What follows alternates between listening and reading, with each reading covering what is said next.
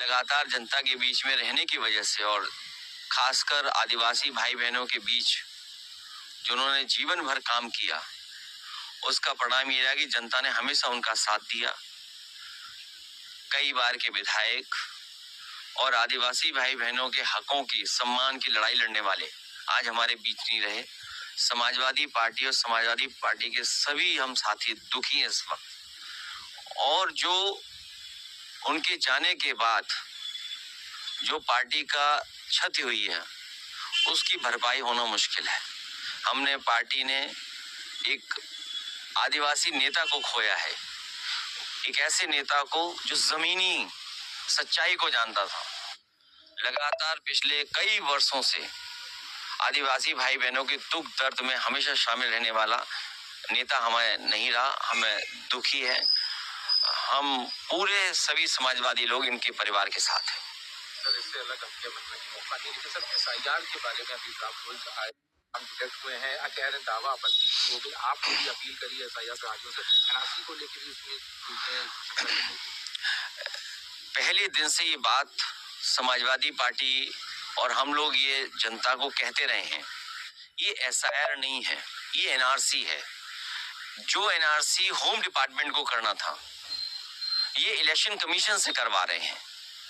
और उसका हम लोगों को देखने को मिला कि कई साथियों की नागरिकता को लेकर के इन्होंने सवाल खड़े किए।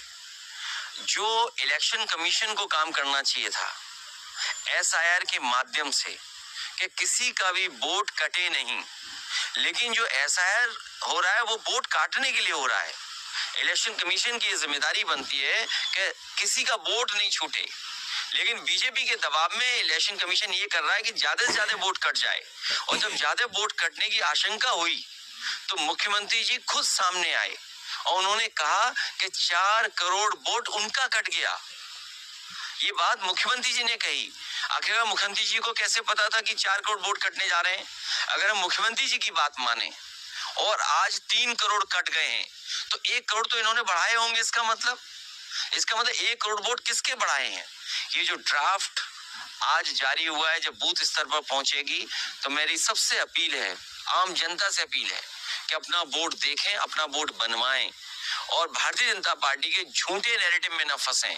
भारतीय जनता पार्टी अभी तक तो एसआईआर के माध्यम से सबको परेशान करते थे, पूरे देश की जनता को परेशान किया। बिहार में तो लोगों को सड़कों पे आना पड़ा, आंदोलन करना पड़ा कि एसआईआर ना हो। पहली बार यूपी में देखने को मिल रहा है एसआईआर से बीजेपी परेशान है, बीजेपी के नेता परेशान है। आप सोचिए उनके मंत्री जा रहे हैं जिले में, क्या समझा रहे हैं? मुख्यमंत्री जो हैं वो क्या समझा रहे हैं अंदर बैठ करके? डिप्टी सीएम लखीमपुर में क्या समझा रहे हैं? वो ये कह रहे हैं कि वोट बढ़ा लो, आपका वोट नहीं कटेगा, आप वोट बनाइए, आप फॉर्म भरिए। ये बीजेपी समझा रही है और प्रशासनिक अधिकारियों पे दबाव बना रहे हैं। बहुत से अधिकारी दबाव में नहीं काम करना चाहते हैं। मैं केवल इतना कहना चाहता हूं कि भारतीय जनता पार्टी किसी का भी नकली वोट बनाएंगे, अगर गलत वोट बनाएंगे तो हमारे समाजवादी लोग, पीडीए प्रहरी लोग उन पर एफआईआर दर्ज कराएंगे। जो लोग फर्जी वोट बनाएंगे उन पर पीडीए प्रहरी नजर रख करके और सिंसियरली देख करके उन पे एफआईआर दर्ज कराने की तैयारी करेंगे। और बीजेपी के बूथों का जो वोट कटा है सो नहीं पा रहे बीजेपी के लोग, इसीलिए पूरी सरकार निकल पड़ी है फर्जी वोट बनवाने के लिए। कह रहे हैं कि 200 वोट हर बूथ पे बढ़ाना है। आज इंडियन एक्सप्रेस की खबर भी छपी है, सूत्रों का हवाला दिया। ये सूत्र जो हैं वो मुख्यमंत्री जी के सूत्र हैं। इंडियन एक्सप्रेस को बिल्कुल नहीं घबराना चाहिए, क्योंकि जो सूत्र उन्हें मिला होगा वो मुख्यमंत्री जी के कार्यालय से सूत्र आया होगा। और मुख्यमंत्री जी खुद कह रहे हैं, अधिकारियों को निर्देश दे रहे हैं कि जाइए वोट बढ़ाइए, किसी पे ऑब्जेक्शन नहीं लगना चाहिए। अगर हर बूथ पर वोट बढ़ाएंगे नकली तो समाजवादी लोग और पीडीए प्रहरी के लोग एफआईआर दर्ज कराएंगे। सर, कानपुर में है, दरोगा भी एब्सकॉन्डिंग है, पुलिस ने 4 टीमें गठित भी करी। देखिए, कानपुर में जो एडीजी बैठे हैं वो स्क्रैप माफिया हैं। जो एडीजी बैठे हैं वो स्क्रैप माफिया हैं। जो स्क्रैप माफिया नोएडा में थे, अब उन्हें कानपुर में सम्मान दिया गया है।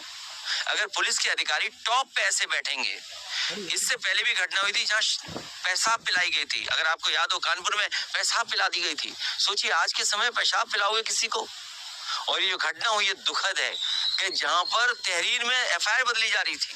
अभी कल ही मुझे सोनभद्र के लोग मिले थे, 7 लोगों की जान गई है। जो खनन करने वाले लोग बीजेपी के थे और अभी तक तहरीर नहीं लिखी गई। जो जिलाधिकारी हैं वो दबाव बनाने की एफआईआर नहीं लिखी जाएगी। आप कल्पना कर सकते हो ये हो रहा आजकल उत्तर प्रदेश में। 7 लोग मरे हैं, 7 लोग। सर ये एक सवाल और था कि मीटिंगें कर रहे हैं कि सरकार बनेगी तो हम लोग लूट खसोट करेंगे, ये करेंगे, ये देखिए बात मत बदलो, बात नहीं बदलनी चाहिए अभी। आप बदलने का मौका नहीं है। अगर वोट बढ़ाने का बीजेपी के लोग दबाव बनाएंगे क्योंकि उनका वोट कट गया है, उन्होंने फर्जी वोट बनाए थे। ये बड़े बड़े जिलों में जो लाखों लाख वोट गए इसका तो फर्जी वोट डाले गए हैं और ये सबसे ज्यादा वोट बीजेपी के बूथों पे निकले हैं। जिस एसआईआर से पूरे देश को ये परेशान कर रहे थे, मैं उत्तर प्रदेश की जनता का धन्यवाद देना चाहता हूँ। पीडीए प्रहरी को धन्यवाद देना चाहता हूँ कि उन्होंने इतनी मेहनत करके काम करके दिखाया, चुनौतियों को स्वीकार किया। आज एसआईआर से बीजेपी परेशान है और इसीलिए गुपचुप बैठक कर रहे हैं। अगर इंडियन एक्सप्रेस की खबर है सूत्रों से, इसका मतलब है मुख्यमंत्री खुद निर्देश दे रहे हैं कि वोट बढ़ाओ। इन्होंने 1 करोड़ वोट अपना बढ़वाया है, 1 करोड़ वोट बढ़वाया है, क्योंकि 4 करोड़ उन्होंने कहा था कि 4 करोड़ वोट कट गए। ये सूचना किसने दी थी उन्हें?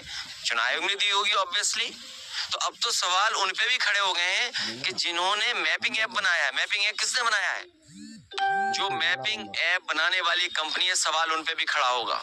सवाल उन पे भी खड़ा होगा कि ऐसी कंपनियां जो इलेक्ट्रल बॉन्ड दे रही हैं, जो चंदा दे रही कंपनी, उसी का ऐप है। तो आप कितना फेयर होगे? इसीलिए पीडीए प्रहरी से हम अपील करेंगे कि एफआईआर दर्ज कराएंगे जो नकली वोट बनाएंगे। डोनाल्ड ट्रंप 500% टैरिफ लगाने की उन्होंने फिर धमकी दे दी है। मित्र की बात मित्र जाने, दोस्त की बात दोस्त जाने, दोस्त की बात दोस्त जाने, मित्र की बात मित्र जाने। हम क्या बता सकते हैं? ना हम कभी ट्रंप से मिले, न ट्रंप साहब को हम लोग जानते हैं। हम लोग तो तस्वीरों में देखें, लोग गले मिले, हाथ मिलाए। ये बीजेपी वाले जाने, ये बीजेपी वाले मित्र हैं उनके। ये बीजेपी वाले बताएं कि टैरिफ क्यों लग रहा है इतना। और टैरिफ ही नहीं, ये महंगाई जो बढ़ रही है, किसी भी आम आदमी से आप पूछ लीजिए, जान लीजिए कितनी महंगाई बढ़ी है। ये महंगाई इसलिए बढ़ी क्योंकि बीजेपी के लोग भ्रष्टाचार करते हैं और भ्रष्टाचार की वजह से महंगाई है।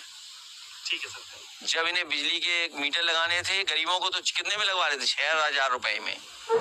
और जब सबके मीटर लग गए तो कह रहे अब 3,000 में लग जाएगा। अब कहाँ लगाए मीटर बताओ आप? सर पे लगा के घूमे। और बिल जाने कौन सा आ रहा है बिजली का? सस्ती बिजली बन रही थी, उसको महंगा कर दिया उन्होंने। 7 रुपए यूनिट देना पड़ रहा है इन बेचारों को, सबको ज्यादा ही देना पड़ रहा है। इसलिए हाँ बताइए, पैसा बढ़ा दिया। बिजली सरप्लस में है, चल रही है। तो सरप्लस में समाजवादियों ने बनाई है, सरप्लस में बिजली, इन्होंने कुछ नहीं बनाई है। नहीं